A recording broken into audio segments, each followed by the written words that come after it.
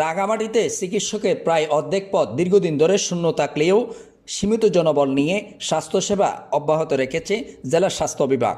দুর্গম পাহাড়ি এলাকায় চিকিৎসক, নার্স ও স্বাস্থ্যকর্মীদের নিরলস প্রচেষ্টায় প্রতিদিন হাজারো রোগী চিকিৎসা সেবা পাচ্ছেন। জেলা স্বাস্থ্য বিভাগের তথ্য অনুযায়ী ৩১১টি অনুমোদিত চিকিৎসক পদের মধ্যে বর্তমানে কর্মরত রয়েছে ১৫৮ জন, শূন্য রয়েছে ১৫৩টি পদ। সবচেয়ে বেশি সংকট জোড়াছড়ি, লংগদু, বরকল ও বাগাইছড়ি উপজেলা স্বাস্থ্য কমপ্লেক্স। সংকটের মধ্যেও রাঙ্গামাটি জেনারেল হাসপাতালে নিয়মিত জটিল অস্ত্রোপচার, চক্ষু অপারেশন, অর্থোপেডিক সার্জারি ও সিজারিয়ান সেকশন পরিচালিত হচ্ছে।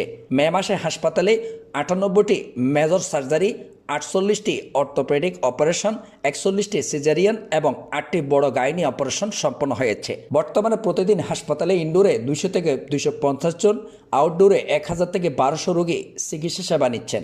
নতুন ভবনে ভবিষ্যতে আইসিইউ, সিসিও, ডায়ালাইসিস ইউনিট চালুর পরিকল্পনা থাকলেও প্রয়োজনীয় জনবল ও সরঞ্জামের অপেক্ষায় রয়েছে হাসপাতাল কর্তৃপক্ষ।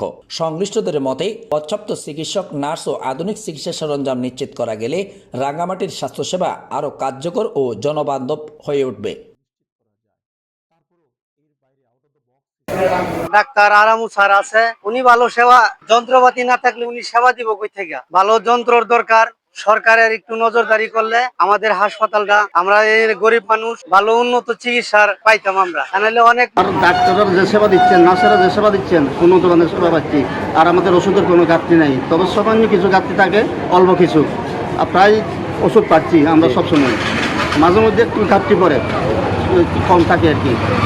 হ্যাঁ, এই জন্য। আর যদি যন্ত্রপাতি, আমরা যদি ভালো ডাক্তার, ভালো উন্নত মানের যদি চিকিৎসা পাই, যন্ত্রপাতি যদি থাকে, তাহলে আমাদের টাকা আর সেখানে যেতে হবে না, এখানে আমাদের সব কিছু।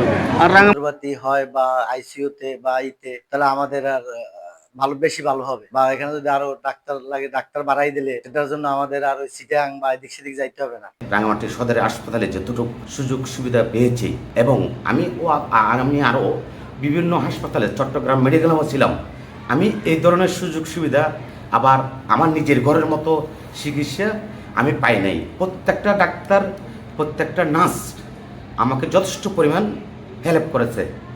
তারপর আমি বলি, আমাদের অনেক কিছুর প্রয়োজন এখানে, আমাদের সদর হাসপাতালের অনেক কিছু প্রয়োজন, অনেক ওষুধের প্রয়োজন, অনেক বা বিভিন্ন যন্ত্রের প্রয়োজন। এই সুযোগ সুবিধা যদি পাই, আমরা ঢাকা চিটাং যেতে হবে না আমাদের। আমার এই রুগীকে আমি চট্টগ্রাম থেকে অনেক চেষ্টা করছিলাম, ওইখানে চিকিৎসা করতে পারি না।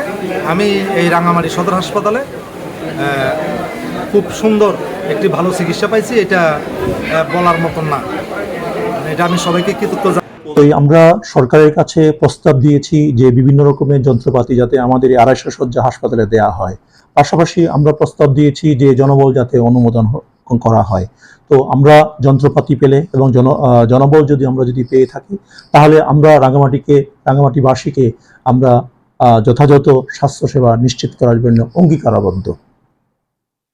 এছাড়া জনগণের স্বাস্থ্যসেবা নিশ্চিত করার জন্য যথাযথ প্রক্রিয়ার মাধ্যমে, আমরা টেন্ডারের মাধ্যমে বিভিন্ন রকমের জনগণের প্রয়োজন এরকম কিছু আমরা ক্রয় করছি, তাতে করে জনগণের স্বাস্থ্য সেবাটা আরও সুচারুভাবে যাতে দেয়া যায় সে চেষ্টা আমাদের অব্যাহত রয়েছে।